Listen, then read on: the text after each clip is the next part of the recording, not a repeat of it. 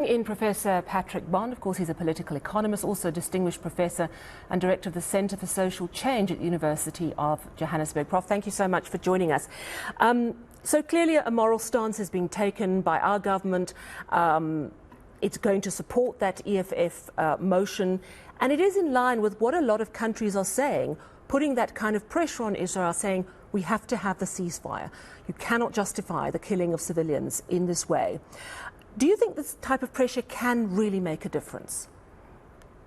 Well, yes, I think Aisha was exactly right to look at our own model. And when I've been in Gaza at the Islamic University, now just Rubble, or in Ramallah at Birzeit, which is UJ's partner, I've made the point and showed a film which got a standing ovation. It wasn't me. It was a real example of how you use nonviolent sanctions, especially economic sanctions, to change the power balance. So you might remember 1985, that famous Rubicon speech by P.W. Botha, "Do not push us too far."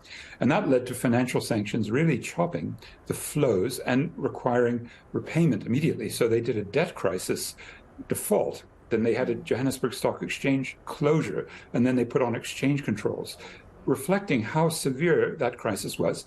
And in turn, the white business leaders from Anglo-American, like Gavin Relly, from Premier Group, Tony Bloom, Zach de Beer from the opposition, they went to Zambia. And that was really the beginning. And I think it showed that you could drive a wedge using sanctions between the power structure, partly through delegitimization, which is a stage that BDS, which I strongly support, BDS, boycott, divestment, sanctions against Israel, to give them a sense that they are a rogue state, but then to do some material damage to the elites there. So they begin to say, well, now this is too expensive, the way white South Africans began to do about, 38 years ago.